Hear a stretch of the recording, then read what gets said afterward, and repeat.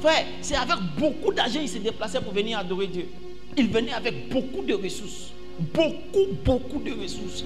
Et c'est parmi eux, la plupart du temps, c'était ceux qui étaient très riches qui effectuaient le déplacement. Il y avait aussi des personnes très riches qui n'étaient pas forcément juifs, mais qui effectuaient le déplacement pour aller adorer Dieu au cours des différentes fêtes. Mais la Bible dit en ce jour-là, une poignée de personnes, dans une chambre haute, cachée pendant 10 jours, en train d'appeler que le ciel descende sur la terre, juste par principe d'obéissance à ce que leur avait dit leur maître. Pendant qu'ils y étaient, quelque chose s'est produit. Pendant que les autres étaient en bas, en train de fêter une Pentecôte ancienne, en haut, une Pentecôte contradictoire se présentait. Pendant que les autres étaient en bas, en train de fêter une Pentecôte agricole et religieuse selon la loi, en haut, une Pentecôte plus spirituelle se présentait. Une Pentecôte contraire à la première Pentecôte. Nous sommes en train de préparer une Pentecôte nouvelle, une Pentecôte contraire aux autres Pentecôtes.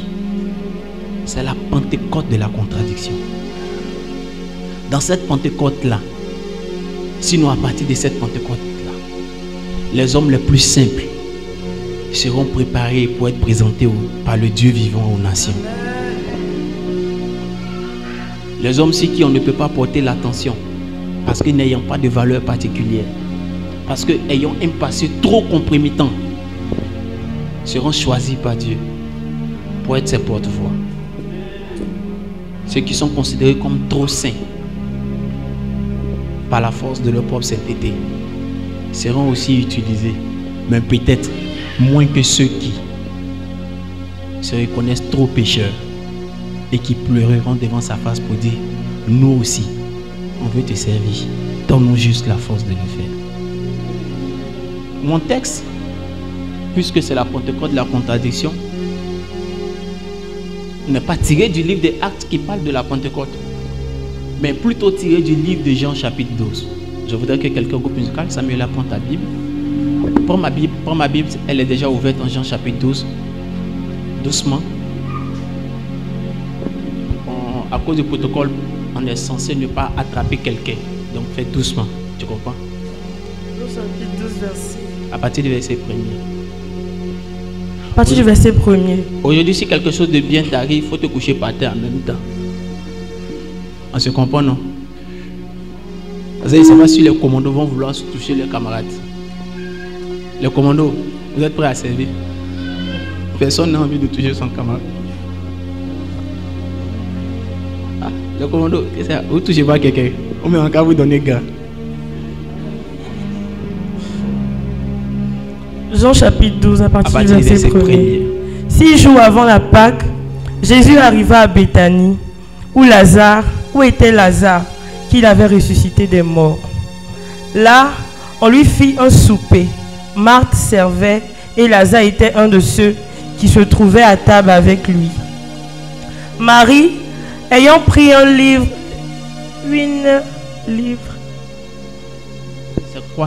ayant pris une livre d'un parfum de nard pur de grand prix, oignit les pieds de Jésus et elle lui essuya les pieds avec ses cheveux.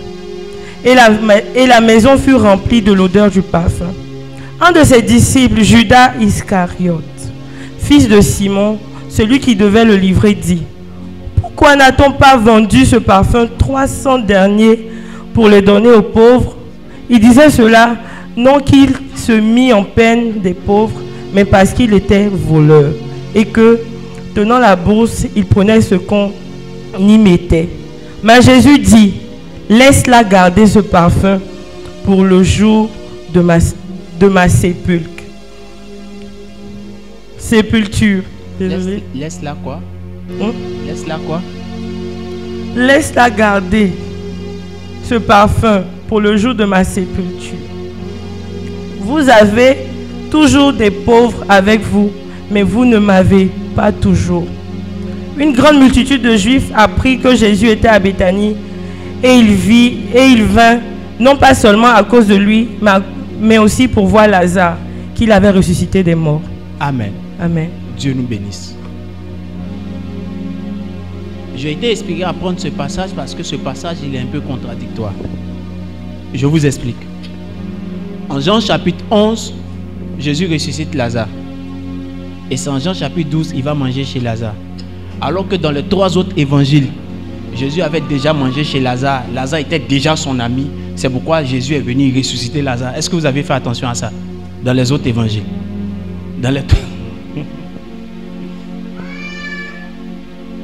Dans les autres évangiles qui parlent de la résurrection de Lazare, on présente la résurrection de Lazare comme étant un fait antérieur au fait que Jésus ait mangé chez lui. C'est la raison pour laquelle en Jean chapitre 11, on dit Lazare, ton ami, celui que tu aimes, est malade. C'est-à-dire celui chez qui tu vas manger quand tu arrives à Béthanie, il est malade, va le ressusciter. Mais cette fois-ci, dans ce passage, le contraire est fait. Comme pour nous dire, Dieu n'a pas besoin de t'aimer en fonction du fait que tu lui donnes à manger ou tu lui donnes l'argent. Dieu t'aime par sa souveraineté, parce qu'il est amour, c'est tout. C'est pourquoi je parle de Pentecôte, de la contradiction. Dieu il n'a pas besoin de savoir ce que tu fais pour lui. Dieu là, il t'aime. J'ai aimé Jacob, j'ai haï Ésaü. Pourquoi tu as haï Ésaü? Parce que si toi tu dis que tu l'as haï, c'est depuis sa naissance. Tu l'as haï, pourquoi?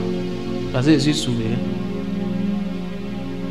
Quelqu'un va dire ça, il y a un problème. Ça, on ne peut pas prêcher ça à l'église. Ça, c'est un peu bizarre. Le pasteur, ce qu'il dit là, c'est pas normal. Aujourd'hui, là, il y a quelque chose. Donc, tu peux décider de ne pas m'aimer. Dieu a décidé d'aimer tout le monde. Dieu t'aime, c'est pourquoi tu es là. Dieu t'aime, c'est pourquoi Jésus est mort. Amen. Après avoir ressuscité Lazare, Jésus arrive chez lui pendant qu'il est à table avec Marie. Pendant qu'il est à table avec Lazare, Marthe est en train de préparer. Elle fait parce qu'elle est en train de préparer et Jésus il est à table.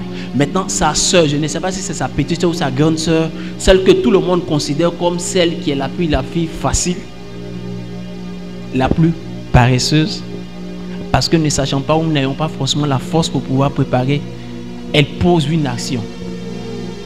Dans un autre passage, on dit, mais Seigneur, ça ne te dit rien qu'au lieu qu'elle vienne travailler avec moi, elle soit assise en train de t'écouter. Donc on la présente comme quelqu'un qui fuit les travaux domestiques. Aujourd'hui, c'est le jour de ceux qui n'ont aucune valeur. Aujourd'hui, c'est le jour de ceux qui n'ont aucune compétence. Aujourd'hui, c'est le jour de ceux qui ont véritablement conscience qu'il leur manque beaucoup de choses. Aujourd'hui, ce n'est pas le jour de ceux qui sont trop remplis d'eux-mêmes. Aujourd'hui, c'est le jour de ceux qui sentent qu'ils sont faibles, qu'ils ne peuvent pas y arriver. Et lorsqu'on parle d'elle, la Bible déclare qu'elle vient cette fois-ci avec un parfum de nard. Quand vous lirez un autre passage, toujours parlant de cette histoire, on dira que le parfum de nard coûtait combien de deniers? 300 deniers. Un denier est le salaire journalier d'une personne. Il y a 365 jours dans l'année. Donc elle seule, son parfum fait les 3/4 de son salaire annuel. Sinon plus de 3/4, on va dire quoi? 4 cinquièmes de son salaire, elle seule. Si on veut être plus exact, on va monter, on va dire peut-être 6/7 de son salaire. Elle a pris 6/7 de son salaire pour la porter en offrande. Et comment elle l'a porté en offrande? La Bible déclare que c'était un parfum qu'elle avait acheté d'une très grande valeur. Ce qui me plaît, c'est que Luc présente ça comme étant un parfum qui est dans une bouteille qu'on ne pouvait pas ouvrir. Pour ceux qui ont aimé le luxe hier, aujourd'hui on en trouve de moins en moins, mais pour ceux qui ont aimé le luxe hier, ils savent que hier il y avait des parfums en capsule, comme des ampoules pour soigner les maladies. Il y avait ce genre de parfum là avant. Quand tu veux laver tes habits, quand tu veux embaumer une maison, tu veux donner un bon parfum, tu dois casser le parfum. Chez eux, il n'y a pas que le contenant qui a de la valeur. Il n'y a pas que le contenu qui a de la valeur, il y a aussi le contenant. Il y a pour l'Antiquité une méthode pour conserver des grands parfums. Un très grand parfum se conservait dans un très grand contenu. Vous avez pu le voir souvent dans certains films d'autrefois. Les bouteilles de parfum étaient les mêmes. On pouvait simplement transvaser. Et la bouteille a tellement de valeur selon la matière dans laquelle elle est faite. La matière dans laquelle était fait ce parfum était une matière en albâtre, dans laquelle était fait le contenant, c'est-à-dire le verre, était fait en albâtre. C'est une matière très rare, c'est fait de calcaire. Pour tailler l'albâtre, il faut vraiment se réveiller très tôt. C'est la raison pour laquelle il y a une seule personne qui a pu tailler une statue en albâtre et immédiatement elle a été mise au record Guinness. Qui connaît son nom? Le peintre Michel-Ange. Michel-Ange a taillé une statue d'albâtre tellement proche de l'image de Moïse qu'il a pensé qu'il était Dieu. Il a ordonné à ce que la statue parle. Il a dit Moïse parle parce qu'il est faux. Ce n'est pas possible de tailler dans le calcaire. Ce n'est pas possible de tailler dans l'albâtre. C'est rare, c'est délicat, mais il a pu le faire. Et il avait tellement pu bien le faire qu'il a pensé qu'il était Dieu. Moïse parle. Et comme son Moïse ne pouvait pas parler, il s'est fâché. Il a brisé une partie de la statue. Mais la statue est quand même dans un musée et on paye très cher pour la voir. Elle a pu avoir un parfum de 300 deniers dans un puissant, mais dans un très bon contenant. Et elle est arrivée au pied de Jésus. Ce qui me pilait, c'est qu'il est dit dans une version qu'elle a cassé le contenant au pied de Jésus-Christ Nazareth. Elle a juste démontré au Seigneur Jésus-Christ Nazareth que habituellement les gens ont besoin que toi tu les oignes. Mais moi je suis venu aujourd'hui pour toi te oindre. Mais comme je n'ai pas suffisamment de grâce, de délicatesse, comme ma vie n'est pas ce qu'elle doit être, je ne peux pas oindre ta tête. C'est pourquoi je préfère simplement que tu me permettes de pouvoir toucher tes pieds. La partie la plus sale, la partie la plus vile, la partie qui n'a rien pour attirer les regards de quiconque. Permets-moi juste de oindre tes pieds. Permets-moi juste de oindre tes pieds. Avec quoi? Avec tout mon revenu. Parce qu'en fait, ce sont ces économies de la prostituée de luxe qu'elle est. Personne ne prend un salaire d'une année pour faire don. Il y a des gens qui font ça. Ce n'est pas en Côte d'Ivoire pour le moment. Si tu prends un salaire d'une année pour faire don, c'est qu'en fait, c'est toutes tes économies que tu as pris. Parce que comment tu as fait pour avoir le salaire d'une année disponible maintenant? C'est parce que ça est dans ton compte. Donc, c'est tes économies. Amen. Écoutez-moi, je vais vous dire quelque chose. Cette Pentecôte n'est pas la Pentecôte de ceux qui savent que le Saint-Esprit va venir pour leur donner quelque chose. Cette Pentecôte est la Pentecôte de ceux qui se disent, est-ce que cette fois-ci, s'il vient, ça peut être différent?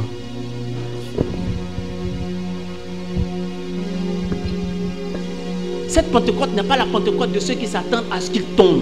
Mais cette Pentecôte est la Pentecôte de ceux qui s'attendent à ce que quand il viendra, il puisse devenir différent. Cette Pentecôte n'est pas la Pentecôte de ceux qui sont sûrs que Dieu fera quelque chose pour eux. Cette Pentecôte est la Pentecôte de ceux qui se disent, qu'est-ce que je pourrais faire pour toi après? Cette Pentecôte n'a pas besoin de voir Dieu te oindre. À cette Pentecôte, Dieu veut te voir le oindre. La Bible dit qu'elle a oint les pieds du Seigneur Jésus. Une autre version dit, après les avoir oints, qu'est-ce qu'elle a fait? Elle a pris ses cheveux, symbole de sa gloire, pour les laver, pour les essuyer. Cette Pentecôte, c'est la Pentecôte de ceux qui vont dire, je n'ai aucune gloire, je n'ai aucun mérite, je n'ai aucune force. Oui, prends tout, Seigneur. Entre tes mains, je m'abandonne. Cette Pentecôte ressemble à un livre qu'un homme a écrit en la personne du docteur, pas le docteur, du frère Watchman Nee. Le titre du livre, c'est le brisement de l'homme extérieur et la libération de l'esprit. Beaucoup trop de personnes ont encore beaucoup de compétences, c'est pourquoi Dieu ne peut pas les utiliser. Beaucoup trop de personnes sont capables de faire un certain nombre de choses, c'est pourquoi Dieu ne peut pas avancer avec eux. Dieu ne cherche pas des personnes qui sont en mesure de le faire. Dieu cherche des personnes qu'il utilisera pour le faire.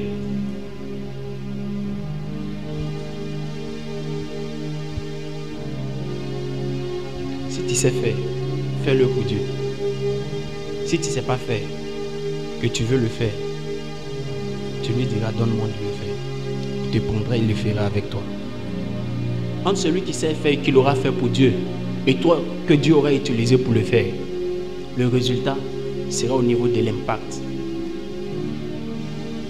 L'autre aura fait, il aura peut-être atteint des objectifs, mais parce que Dieu t'aura utilisé pour faire, en fait, il n'utilisera que ta main pour faire, mais son esprit sera derrière.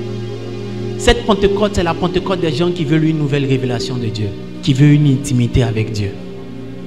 Quand Judas, le système économique établi, s'est plaint pour dire, mais non, en temps normal, considérons que en temps normal par rapport à ce que nous savons et par rapport à ce qui est, quand nous considérons nos différents investissements et nos différentes charges, je pense, oh cher Seigneur, que à la vérité, nous ne pouvons pas utiliser cette dîme d'aujourd'hui pour faire ceci ou cela. Il dit, hey, laissez la dame, ce qu'elle a fait, c'est pas pour vous, c'est pour ma sépulture.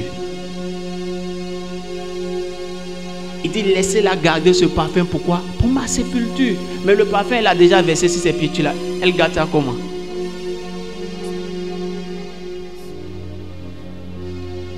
Pourquoi elle finit de verser le parfum? Puis tu dis, laissez-la garder le parfum pour ma sépulture. C'est versé déjà. Pourquoi tu dis garder? Parce qu'en fait, le parfum dont il était question, ce n'est pas simplement ce qui a coulé. C'est ce qui s'est répandu de son cœur.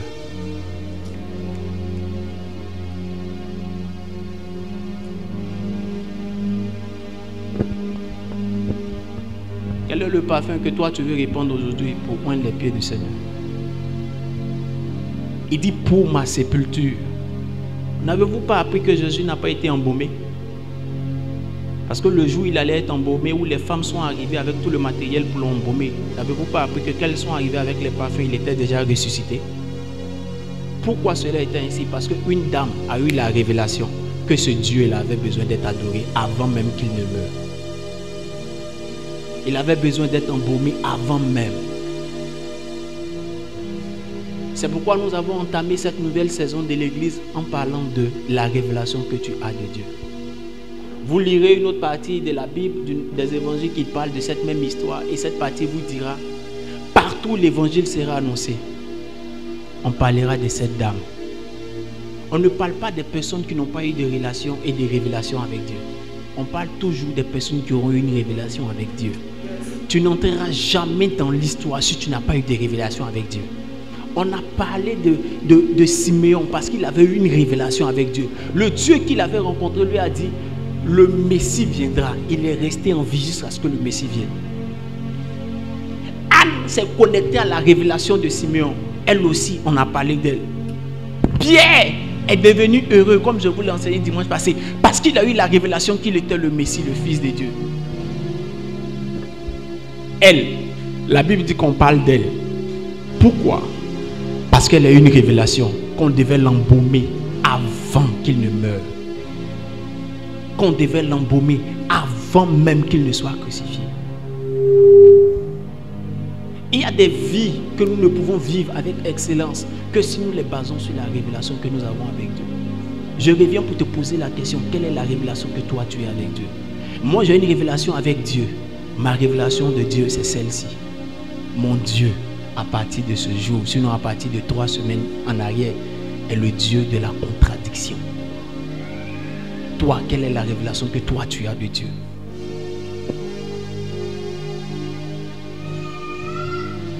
J'ai le Dieu qui, pendant que les gens maigrissent parce qu'il n'y a pas culte, parce qu'il n'y a pas de dîmes et offrandes, moi me fait grossir au point où je cherche à faire du sport pour maigrir. Pendant que mes collègues demandent à ce qu'on les soutienne. On nous appelle pour nous poser la question, ça va chez vous? Est-ce qu'on a vous avez besoin de soutien? Vous êtes des nouvelles églises. Plusieurs de mes amis qui ont de nouvelles églises ont été appelés au bureau national et on leur a fait des dons. On a pris les photos. J'ai dit, moi le Dieu que j'essaie, tu vas me prendre en photo à cause des dons que tu m'as donné. D'ailleurs, mais je ne prends pas ton don même. Voici ma fille coach, la responsable du social. Demandez-lui.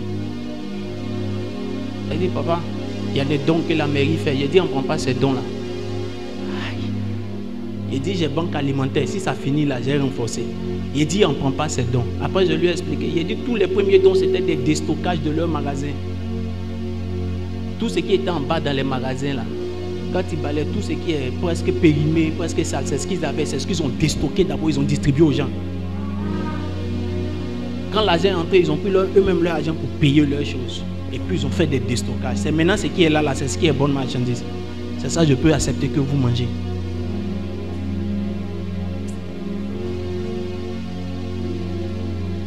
J'ai le Dieu qui apporte la contradiction. Là où on dit tu as une nouvelle église, tu as besoin d'être soutenu. Moi, j'ai dit je suis une nouvelle église qui a besoin de soutenir les gens. Y a-t-il quelqu'un qui a besoin que je le soutienne? J'ai le Dieu qui apporte la contradiction. Là où les gens, on dit les gens n'ont pas de dîmes pour vivre. Nous, Dieu nous envoie une nouvelle voiture. Tire juste le rideau et regarde. Tire le rideau et regarde là. La 4x4 que tu vois, elle est arrivée samedi passé.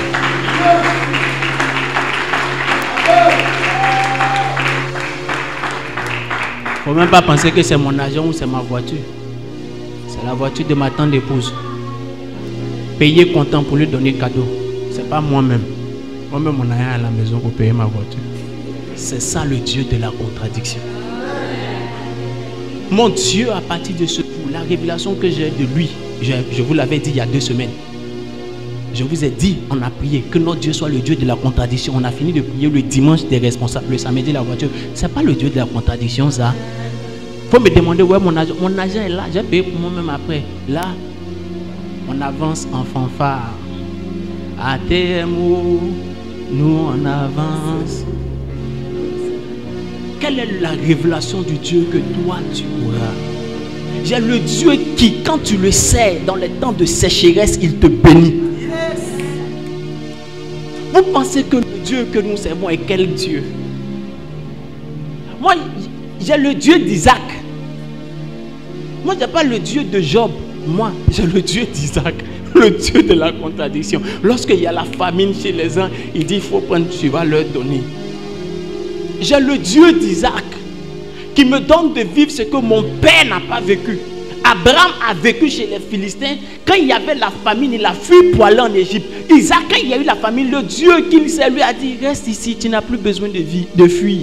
Abraham, quand il est devenu riche chez les Philistins, la Bible déclare que Abimelech, le chef, le roi, est venu le saluer avec Picol, le chef d'état-major. Les deux sont venus le saluer. Quand Isaac, il y avait la famine, Abimelech est venu le saluer, le roi. Picol, le chef d'état-major, est venu le saluer. Mais il y a une troisième personne qui s'est ajoutée. Il s'appelle Aouzat, le chef des hommes d'affaires. Moi, c'est ce Dieu-là que j'ai. Toi, quelle est la révélation du Dieu que tu as? Moi, j'ai le Dieu qui me dit, porte le fardeau pour m'envoyer tout ce que tu as. Et pendant que j'envoie tout ce que j'ai, lui aussi, il envoie tout ce qu'il est. Moi, j'envoie tout ce que j'ai. Lui, il envoie tout ce qu'il est. Parce que si moi, je suis agneau, qu'il est mon père, c'est que lui, il est bélier. Et si moi, Isaac, je viens mourir, c'est que lui-même va venir mourir à ma place.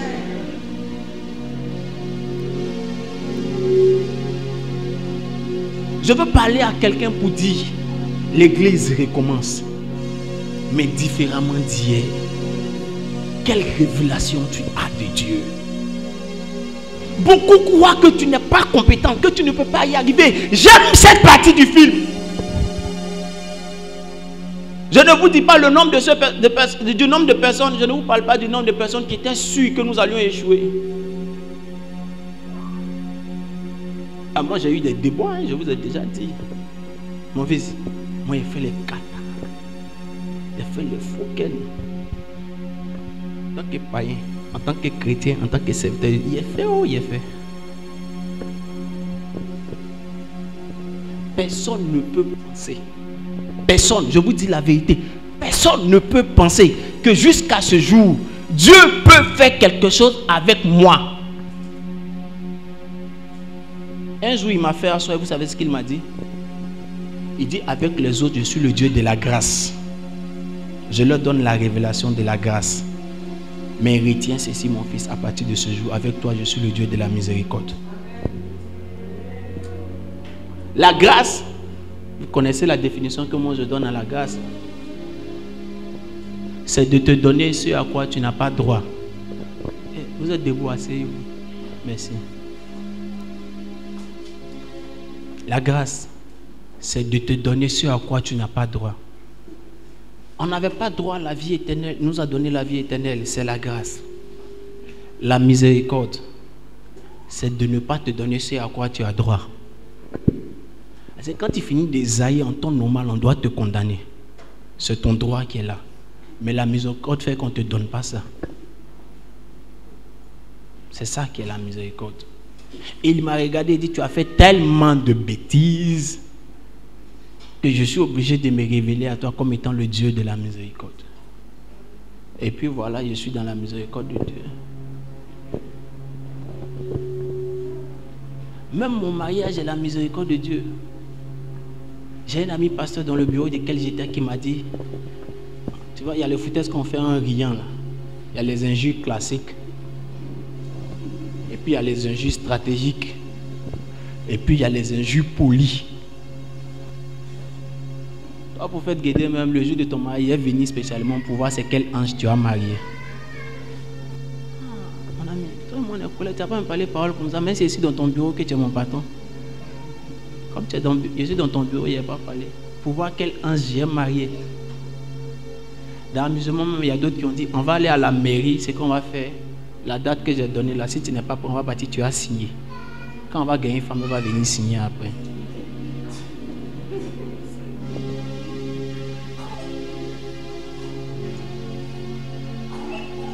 Il y a d'autres pour gâter le coup, on dit non, t'inquiète pas, nous tous on sait que tu as marié Gabriela.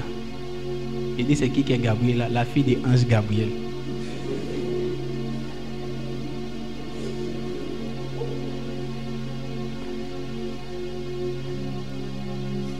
Mais le Dieu de la miséricorde que moi je sais,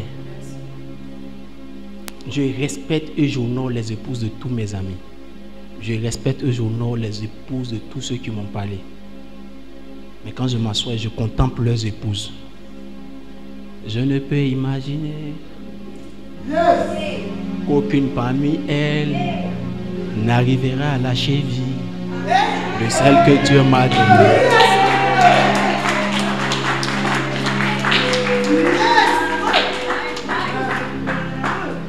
Je n'ai pas dit elle est Naomi Campbell. Je ne suis pas en train de parler d'histoire drôle. Je ne suis pas en train de parler de contes de fées. Je ne parle pas de quelque chose qui ne soit pas vérifiable. C'est vérifiable, c'est démontrable. En beauté, elle est calée. En taille, elle est calée. En forme, elle est calée. En spiritualité, elle est pieuse. En papier, elle est gâtée. En intelligence, elle est point. En courage. Ça fait 5 ans que je n'ai pas de servante. 5 ans, je n'ai pas de servante. Parce qu'elle a dit que ce n'est pas nécessaire qu'on en ait. Ça fait 5 ans qu'il quitte au travail, vient, prépare matin, prépare encore après. Et quand elle finit, elle quitte au travail, elle prépare pour qu'on mange et puis elle prépare. Merci. Seuls les initiés ont compris. Maman Mabéa a compris, elle a dit Amen. Quand tu as fini de préparer une fois, quand tu viens du travail, tu ne peux même pas préparer pour qu'on mange, pour dire tu as préparé encore. Encourage les calés. Parce que le Dieu de la contradiction, c'est ma révélation. C'est ma révélation. Enlève-moi toutes choses. Tu m'enlèveras jamais de quoi que mon échec est mon terminus. Enlève-moi toutes choses. Tu ne me mettras jamais dans l'esprit que ma vie est arrêtée parce que j'ai échoué. Enlève-moi toutes choses, mais tu ne me donneras jamais de croire que parce que toi tu as dit quelque chose, Dieu s'est arrêté. C'est faux! C'est ça que c'est quitté, mais non. Pas arrêter pour moi. Le bon film va commencer. J'ai envie de prêcher. J'ai envie juste de dire à quelqu'un que la Pentecôte d'aujourd'hui est une Pentecôte transformationnelle. J'ai juste envie de dire à quelqu'un que ce que tu es est la base sur laquelle Dieu va commencer à démontrer que lui il est plus grand que ce que tu es. Beaucoup de personnes n'ont pas l'honnêteté de dire à Dieu je suis faible. Tant que tu es fort, il ne fera rien. Tant que tu es puissant, il ne fera rien. Elle a pris toute l'économie de sa vie de femme facile pour lui dire c'est parce que j'aimais la richesse. C'est pourquoi je vivais dedans. Tiens tout. Aujourd'hui là, je recommence à zéro. Mais je ne serai plus jamais une fille facile. Qu'est-ce que toi tu veux donner, tu veux présenter à Dieu? Comment tu veux compter sur lui pour qu'il bouleverse toutes choses dans ta vie? On a trop vécu une Pentecôte qui envoie des choses sur nous. Vivons une Pentecôte qui fait sortir quelque chose de nous.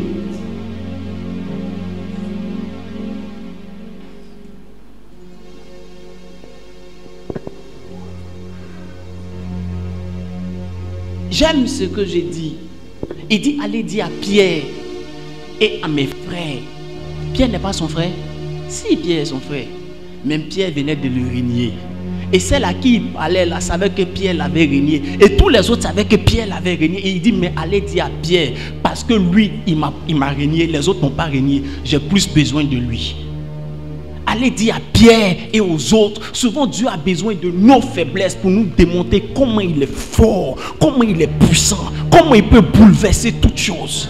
Mais est-ce que tu peux avoir l'honnêteté de lui dire, je n'ai plus de force? Pour lui dire, je ne peux pas y arriver. Pour lui dire, j'ai besoin de toi. Pour briser ce que tu es, pour que le meilleur de Dieu commence à sortir. Offrez-vous comme des sacrifices vivants à Dieu. Ce qu'il sera de votre part un culte raisonnable. Le culte que Dieu attend de nous, c'est que ce soit toi-même qui te donnes à lui. Quand tu te donnes à Dieu, il n'a pas besoin de tes compétences. Il a surtout besoin de ce que tu es. Et si ce que tu es aujourd'hui, ce sont tes faiblesses, lui ne voit pas tes faiblesses, il voit Christ en toi. Il dit Christ en vous, l'espérance de la gloire. Est-ce qu'il a dit Christ en toi, le fort, l'espérance de la gloire? Est-ce qu'il a dit Christ en toi, le riche, l'espérance de la gloire? Est-ce qu'il a dit Christ en toi, le puissant, l'espérance de la gloire? Est-ce qu'il a dit Christ en toi, le pieux, l'espérance de la gloire? Il dit non, Christ en vous, l'espérance de la gloire. Christ en qui? En quiconque a Christ, mais qui peut lui dire, j'ai juste besoin de ta force. J'ai juste besoin que tu m'aides. Le plus grand péché d'Adam n'a pas été d'avoir mangé la pomme. Son plus grand péché, c'est de s'être caché sous le figuier. Et c'est ce que plusieurs parmi nous faisons. Notre plus grand péché, ce n'est pas d'avoir une faiblesse, mais c'est de nous justifier dans cette faiblesse. C'est de refuser de dire, j'ai une faiblesse.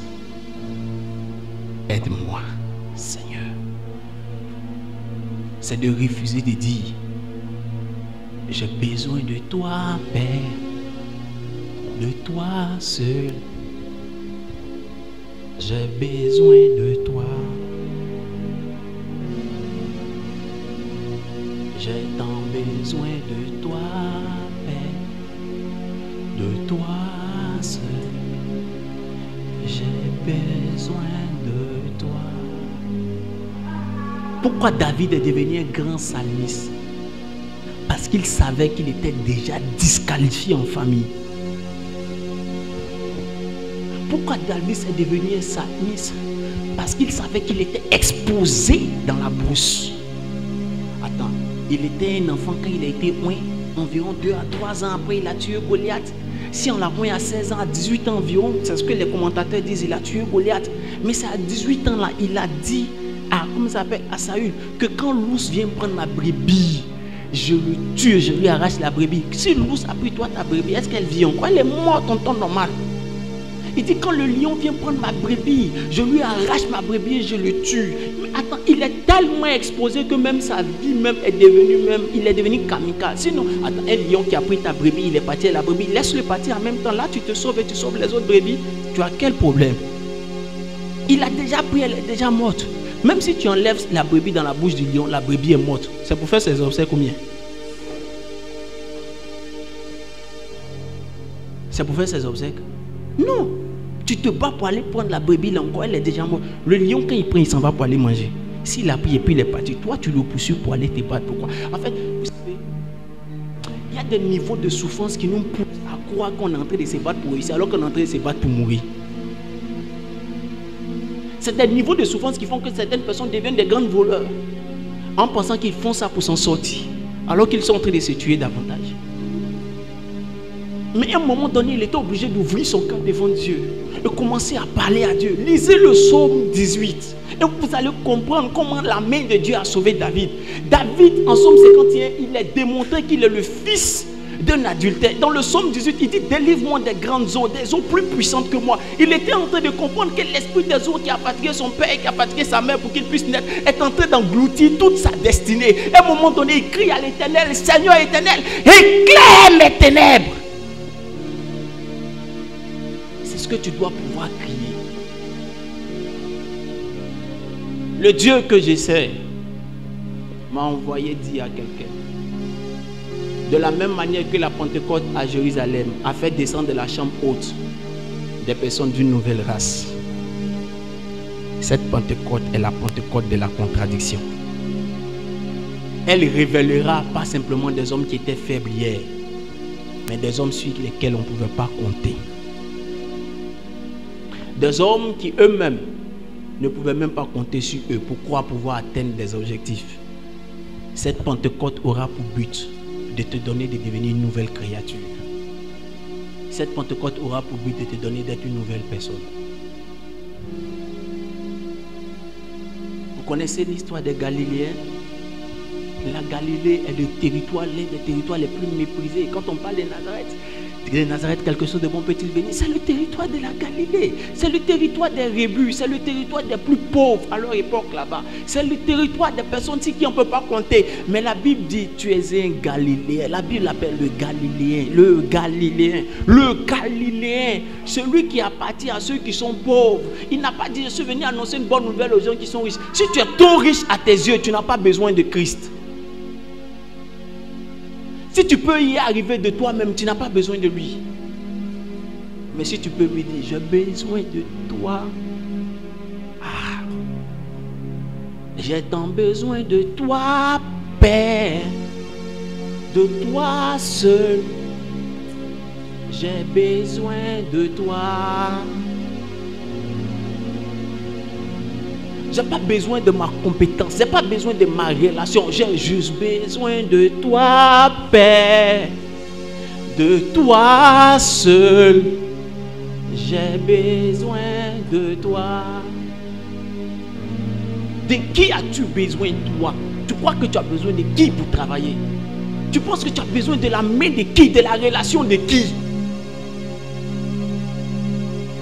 Si tout ce que tu fais ne marche pas, dis à Dieu, j'ai juste besoin de toi.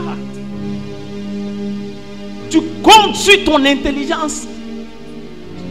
Je pleure certaines jeunes filles qui comptent sur leur hanche pour maintenir un homme dans un foyer. Si on ne t'a jamais loué pour t'envoyer au mondial, pour aller faire jet des hanches là-bas, c'est qu'il y a pire que toi.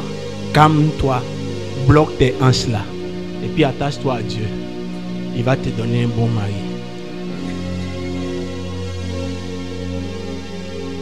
C'est tellement frustrant de voir certaines jeunes filles perdre leur vie.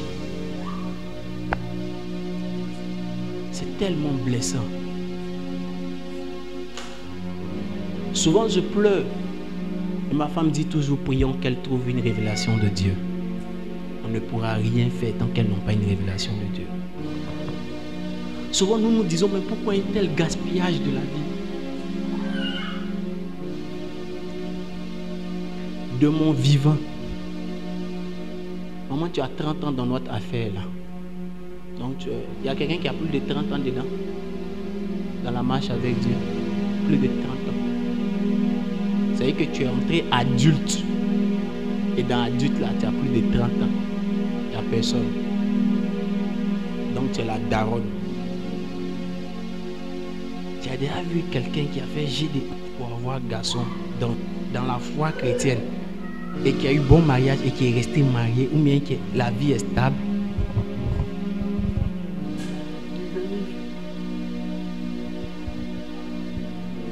Elle dit elle n'a jamais, elle dit elles n'ont pas entendu. Non, je n'ai jamais vu.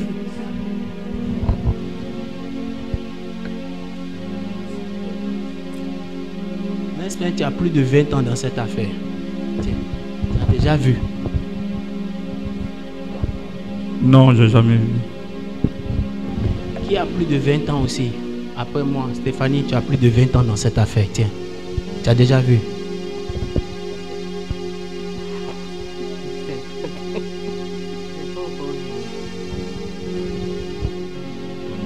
Qui a plus de 20 ans, entré adulte comme nous autres? Qui a plus de 20 ans dans cette affaire. Il y a qui d'autre? Ah, c'est fini.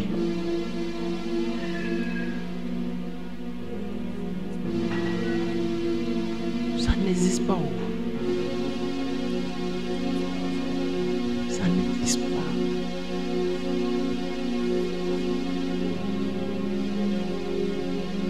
Nous avons juste besoin de dire à Dieu comme Marie, je brise ce que je suis à tes pieds. Et que le contenu, le bon qui est en moi, qui est corrompu par les événements de la vie, voici ce que tu dois considérer aujourd'hui. Plusieurs croient que je n'y arriverai pas. Mon problème, ce n'est pas d'arriver.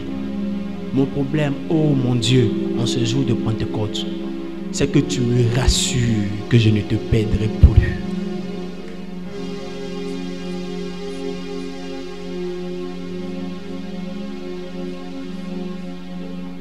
Parce que si tu lui as donné tout ce qu'il a, tout ce que tu as et que tu espères qu'il te redonne, il connaît les profondeurs des cœurs et il saura que tes motivations sont mauvaises. Parce que c'est aussi souvent ce que nous faisons avec Dieu. C'est comme cette histoire. Tais-toi, je le blague. Aïe, comment tu peux dire que si Dieu te donne 10 millions, tu vas lui donner 5 millions et puis son voisin lui dit, mais pourquoi tu dis ça? Il dit, tais-toi, je le blague. Quand il va donner l'argent, le doubler. Et pourtant, c'est ce que plusieurs font avec Dieu.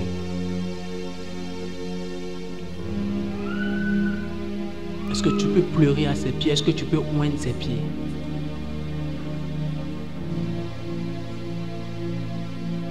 Est-ce que tu peux juste lui demander, j'ai besoin que tu me changes de l'intérieur. Je suis fatigué, moi, de cette vie. Quand je le disais, et la dirigeante l'a dit dans sa dernière proclamation, peu importe la révélation que nous allons nous donner de Dieu aujourd'hui, rappelons-nous et gardons à l'esprit, comme le dit le frère Communion tout le temps, la dernière des révélations, c'est qu'il deviendra un jour le lion pour nous juger. C'est que nous devons hériter le ciel.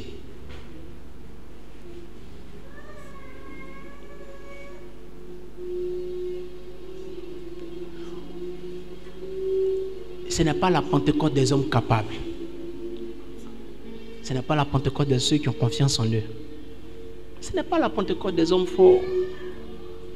C'est juste la Pentecôte de ceux qui veulent compter sur Dieu. Vous pensez que Pierre était fort? Sa mère et son père l'ont appelé Simon pour dire quelqu'un qui est trop simple et qui est un poltron. C'est ça la définition de Simon. Trop simple, poltron. Mais cette Pentecôte l'a révélé. Il est apparu devant tous et il a dit, homme frère de Jérusalem, celui que vous avez crucifié, c'est lui que nous annonçons. Ah, toi tu sais que nous on l'a crucifié, puis toi tu viens l'annoncer, tu veux qu'on te tue. Mais il n'était plus poltron, il n'était plus simple, il n'était plus paresseux, il était le Christ en pierre. Il est celui qui avait vécu la révélation de la Pentecôte contradictoire. Peu importe celui que tu as été jusqu'à présent, l'Esprit à cette Pentecôte te donnera d'être le contraire. Dans le bon sens, au nom de Jésus-Christ Nazareth. L'Esprit en ce jour de cette Pentecôte te donnera une histoire nouvelle, une vie nouvelle. Et tes contradicteurs se tairont. Ceux qui ont cru que c'était fini pour toi se tairont. Ceux qui n'ont pas cru que tu allais avoir une vie chrétienne stable se tairont. Ceux qui ont pensé qu'en toi et Dieu c'était fini, ils vont se taire. Ceux qui ont pensé que ta vie sociale s'était arrivée là où tu es, ils vont se taire. Ceux qui n'ont pas cru en la prophétie qui avait été annoncée sur toi vont se taire. Parce que mon Dieu commence une chose nouvelle.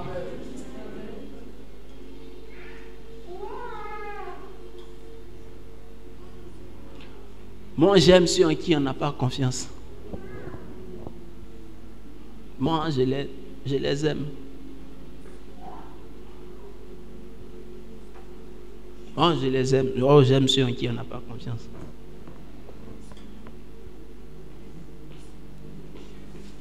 Moi, j'aime ceux qui sont faibles. C'est pourquoi autour de moi, quand tu es trop fort, je ne compose pas avec toi. Quand tu as trop confiance en toi, on n'est pas à l'aise. Toi et moi, on n'est pas à l'aise. Parce que tu vas m'induire en erreur, tu vas me donner d'avoir confiance en moi. Ok, vous voyez, il n'a pas confiance en moi, il y a juste confiance au Dieu qui est en moi. Je n'ai pas confiance en moi. C'est pourquoi pendant tout le séjour, mon séjour scolaire, même quand j'étais bagarreur, je n'étais pas leader. En fait, je n'étais pas leader d'opposition pour amener les gens toujours, suivez-moi. Non, non, j'étais dans le groupe et j'influençais. Quand il y a des difficultés, c'est là on me met devant. Parce que c'est les autres qui avaient confiance en moi, en ma capacité à pouvoir changer les choses, soit en discutant ou bien en me battant. Mais moi-même, je n'aimais pas prendre les devants parce que je n'avais pas confiance en moi. Aujourd'hui encore, je n'ai pas confiance en moi. Je n'ai confiance qu'en une seule personne. Celui qui m'a dit, je t'ai appelé depuis le ventre de ta mère pour un but. Depuis il m'a dit ça et qu'il m'a rappelé ça encore en 2012. Je me suis assis, je me suis levé, je me suis bien nettoyé. Puis je lui ai dit, toi et moi, on est ensemble. Et j'ai compris ce que ça doit être. Ah, c'est alors que j'ai appelé cette jeune dame. Oh, j'étais plein de confiance maintenant. Ouf, tu jouais ça. Toi aussi. Trop serein. On peut acclamer celle qui m'a apporté. Elle vient d'arriver. Dieu te bénisse.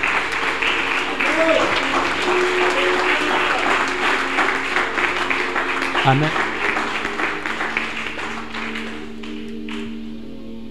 Depuis là, j'ai commencé à avoir confiance.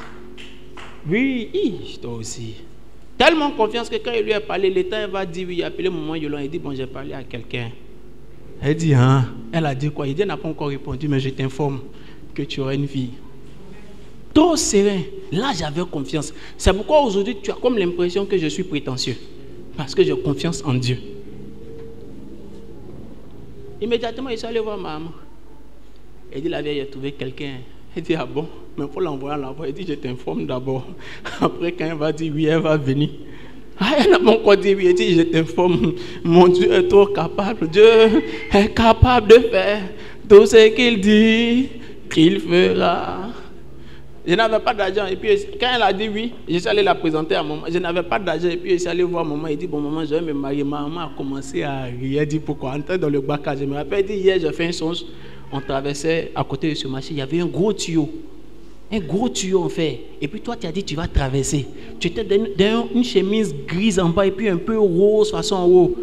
Entends le rose qu'elle a vu qu'elle ne peut pas dire rose là. Plus tard, ça allait être la couleur de notre mariage, corail.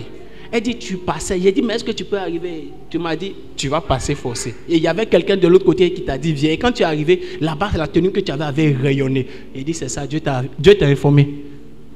Parce que c'est lui qui m'a dit de faire. Quand tu n'as eu aucune valeur aux yeux des gens, évite de te donner toi-même de la valeur à un moment donné. C'est pourquoi Paul dit, ce n'est pas que nous soyons de nous-mêmes capables de concevoir quelque chose. Notre capacité vient de Dieu. Quand tu auras fini de vivre cette Pentecôte, évite de croire que tu es devenu quelqu'un. Non, c'est lui qui est quelqu'un en toi. Souvent, c'est lorsqu'on pense qu'on est devenu quelqu'un qu'on recommence à nous éloigner de lui. En fait, la vérité, c'est le poisson a été créé par l'eau. L'arbre a été créé par la terre. Quand tu déterres l'arbre de la terre, qu'est-ce que tu as? Tu as fagot. Quand tu enlèves le poisson dans l'eau, qu'est-ce que tu as?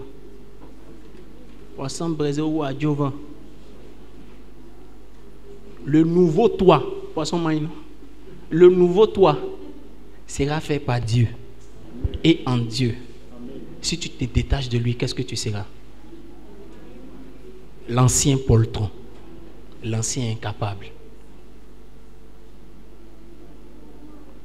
Ma Pentecôte aujourd'hui, elle est ma Pentecôte. C'est la Pentecôte de la contradiction. Ma Pentecôte aujourd'hui, c'est la Pentecôte avec laquelle je vous annonce que c'est le temps où le ministère de Dieu va commencer. Où le ministre de Dieu va commencer. Dans la Bible, on parle du oint et de son onction. Où le oint et son onction vont être au service de la ville et de la nation. Le deuxième culte qu'on a fait de l'église, j'ai annoncé au deuxième culte, regardez cette ville, elle ne sera plus la même. Ceux qui étaient là se rappellent bien. J'ai dit, cette ville que vous voyez ne sera plus pareille. Elle va changer. Il y aura la modernisation, il y aura ceci, il y aura cela. Ça s'est fait. On n'est plus à ce stade de travailler pour la ville. Maintenant, on est là pour travailler pour les personnes. Cette Pentecôte, c'est la Pentecôte de l'accomplissement. Par le Dieu de la contradiction.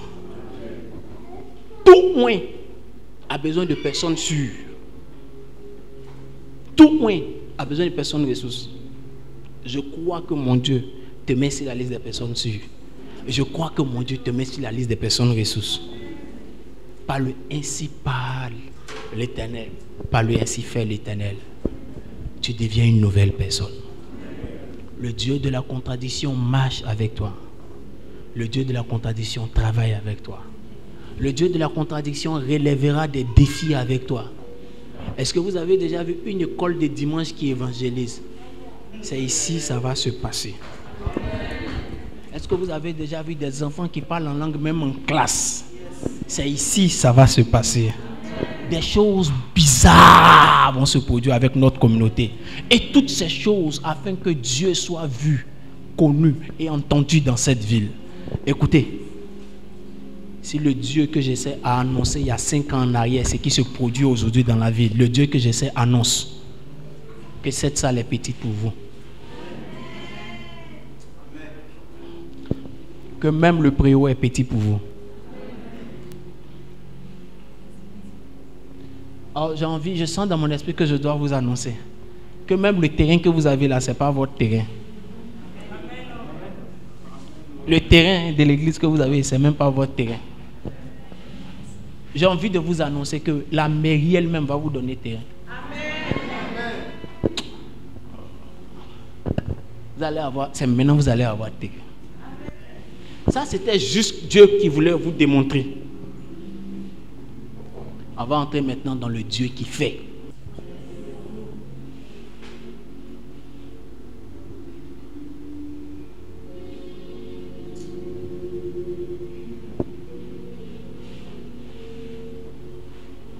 Il me dit, dis-leur de ma part, tu n'as pas besoin de te souiller. Il dit, dis-leur de ma part, tu n'as pas besoin de te souiller pour croire que tu es riche. En moi, tu es riche. Tu n'as pas besoin de te souiller pour croire que tu es riche. En moi, tu es déjà riche. Travaille et tu verras cela. Jésus a travaillé 6 jours sans s'arrêter. Et le 7e jour, il s'est reposé. Toi, tu veux travailler 4 jours pour devenir riche. Mon ami, tu as galéré combien de temps avant que Dieu te donne ta petite place?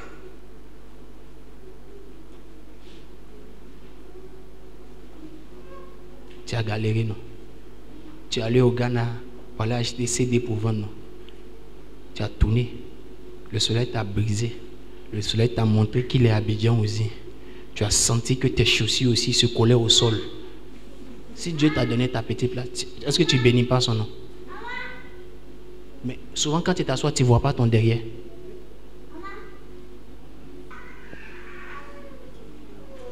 On ne devient pas riche par un concours de circonstances.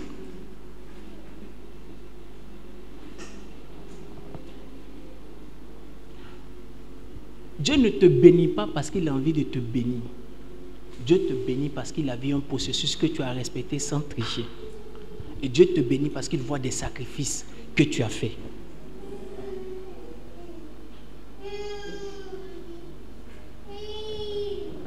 Quand je dis qu'il est important que tu sois une bonne femme pour faire ton mari, je le crois fortement, capacité de raisonnement, et que je suis quelqu'un de ce fait. Par ceci, donc par cela, par conséquence. Comment donc pourrait advenir que quelqu'un puisse me conduire aveuglement? Je ne comprends donc pas ce que dit le pasteur quand il me dit aligne-toi derrière lui. Qu'est-ce que ça voudrait dire? Avec toute cette capacité d'analyse et de jugement que j'ai. Ça veut juste dire, de la même manière, tu as confiance en Dieu pour qu'il réfléchisse pour toi. Ta réflexion, c'est de soutenir lui sa réflexion. pas pour démontrer que tu sais réfléchir aussi. Si tu sais réfléchir aussi, et que tu veux réfléchir de toi seul, reste donc célibataire. Sinon, si tu veux être marié, tu dois être comme l'église. N'est-ce pas? L'église est un assemblement de personnes, un rassemblement de personnes. Quand Jésus ne commande pas. Quand c'est Jésus qui commande, c'est l'église. Quand c'est les hommes qui sont dedans qui se commandent, c'est un rassemblement de personnes, c'est une organisation, c'est ONG. Quand l'église n'est pas alignée derrière Jésus, l'église est faible et elle manque de puissance. Quand l'église vit en dépendant de Dieu, c'est alors que l'église est forte. Le Dieu de la contradiction m'envoie te dire, il veut un sacrifice. C'est ton moi. Parce que entre ce que j'ai dit et le jour où il les a choisis, il y a quelque chose qui était caché. Que celui qui veut me suivre. Quoi ça? Je n'ai pas entendu même. Ça, c'est la bonne partie qui vous plaît. Si tu n'as pas envie de porter la croix là, il faut laisser la croix. Avant ça, il dit que celui qui me suive renonce à lui-même. Si c'est croix là, tu as dit le menuisier n'a pas encore fabriqué. Là, il ne parle pas de la croix. Il dit renonce à quoi? Je n'ai pas entendu dans la zone au mur là-bas. Je vais entendre. Je peux entendre. Je n'ai pas le micro pour t'envoyer. Tu peux dire fort. Ok. Dans le fond de la salle là-bas, je peux entendre. Oui, toi, madame, à combien je veux entendre? Je n'ai pas entendu. Ça, franchement, je n'ai pas le micro pour envoyer. Je veux entendre. Moi, franchement, je n'ai même pas entendu.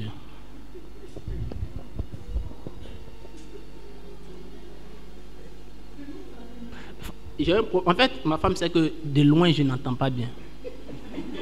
Non, tiens-toi debout alors. Parce que quand tu es assis, ça diminue tes capacités vocales. Parce que le souffle vient du ventre. C'est ça, Mathurin. Donc, quand tu es debout, tu peux prendre une grande détente et puis pousser la voix. Je suis sûr que parce que tu as peur. Sinon, Mesme n'a même pas entendu. Tiens, attrape le micro comme les gens n'entendent pas.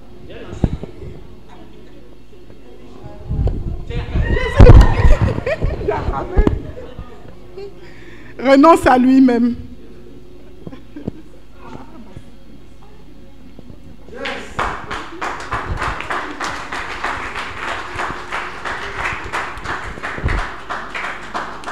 Renonce à lui-même.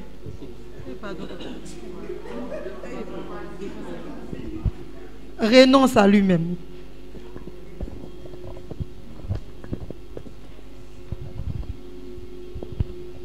Beaucoup de personnes ne peuvent pas voir le Dieu de la contradiction les conduire à un autre niveau de leur vie parce qu'elles vivent trop encore. Parce qu'elles n'ont pas encore renoncé à elle. Cette dame, Jésus, la connaissait comme étant une prostituée. Quand vous lisez ça dans le livre de Luc, on dit, mais c'est que lui, là, il n'est pas de Dieu parce qu'il devait savoir de quelle mauvaise vie est cette femme. Vous avez déjà lu ça? On dit, de quelle mauvaise vie est cette femme? Vous pensez que c'est à cause de ces 300 deniers, Jésus a dit, on va parler d'elle partout? C'est faux. C'est à cause de sa vie qu'elle a brisée. Toi, tu ne feras rien qui est éternel. C'est Jésus qui est éternel. Donc, c'est quand tu te tueras pour que lui vive en toi qu'on dira que tu deviendras éternel.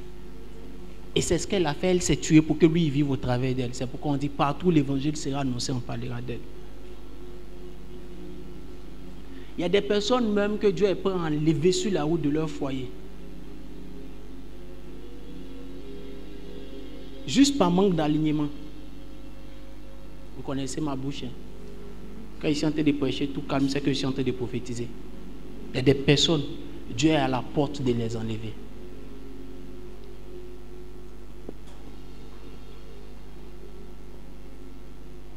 Si. Juste par manque d'alignement.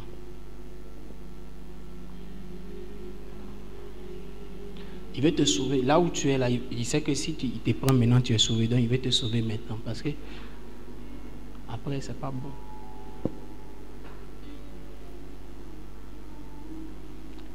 Le Dieu de la contradiction est sur le point de faire quelque chose de nouveau. Thank you. Le Dieu de la contradiction. Il veut apporter la contradiction Mais entre le jour où il t'a choisi, le jour où il te donne la révélation, et le moment qu'il commence, il y a quelque chose au milieu. Il dit renonce à toi-même. Renonce à ta volonté à vivre dans un certain standing. Renonce à ta volonté à être maître ou maîtresse de toutes choses autour de toi. Et cherche à dépendre que de lui.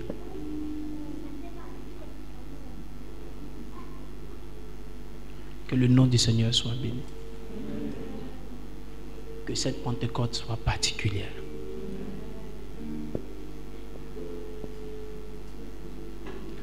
Oui, nous faisons partie de la famille de Dieu.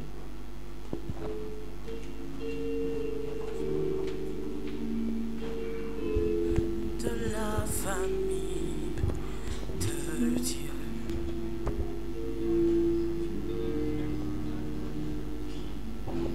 Pendant que j'ai entendu la chanson, j'ai entendu une question dans mon esprit.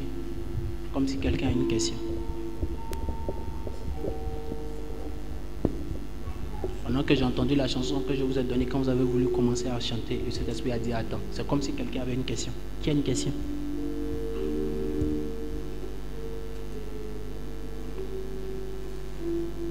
Qui a une question? Vas-y, pose ta question. Donc tu avais une question, c'est ça? Donc je ne me suis pas trompé, Dieu m'a parlé.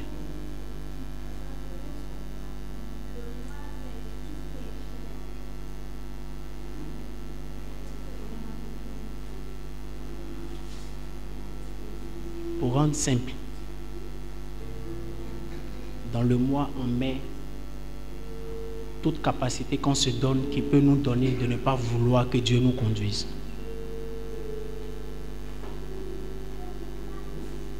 Je ne sais pas si tu m'as compris. La volonté de la chair, c'est une partie du moi, mais ça, c'est des désirs. Le moi, c'est la nature nouvelle que tu as qui te donne de vouloir vivre une vie dans laquelle le Saint-Esprit n'est pas forcément maître. Tu peux choisir de faire des choses pendant que tu sais que ça ne plaît pas à Dieu. Ou bien tu peux choisir de faire des choses parce que c'est ce que tu veux, alors que Dieu peut vouloir autre chose. Ce qui te donne de vouloir faire ça, alors que c'est pas ce que Dieu veut là, c'est ton moi. Le moi, c'est ce qui est entré en nous, qui a été corrompu quand on a désobéi à Dieu. Quand on a désobéi à Dieu, on a créé autre chose que la dépendance vis-à-vis de Dieu. Donc le moi, c'est le symbole de l'autonomie et de l'indépendance en nous. Sinon, tout le monde a un moi. Quand Dieu finit de tuer ton moi maintenant n'est plus ton moi, c'est la volonté de Dieu. Yes. Donc tout ce que tu fais, c'est afin que Dieu soit vu. C'est afin que ça plaise à Dieu. C'est afin que tu sois en train de faire ce que Dieu veut. Mais depuis qu'on a désobéi à Dieu, là, tout ce qu'on fait maintenant, c'est dans le but de nous satisfaire nous-mêmes, dans le but d'être à l'aise. Donc même quand tu demandes à Dieu quelque chose et qu'il dit c'est pas ça, que toi ça te plaît, tu fais. C'est pourquoi bien souvent on préfère même ne même pas lui demander. Parce que même le fait de lui demander là c'est long, on dit ça déjà à la chair. Et rarement Dieu te dira de faire autre chose que ce que ton pasteur dit. Et rarement. Et c'est très très rare. Donc ce qu'il va te dire là, c'est ce qu'on dit déjà.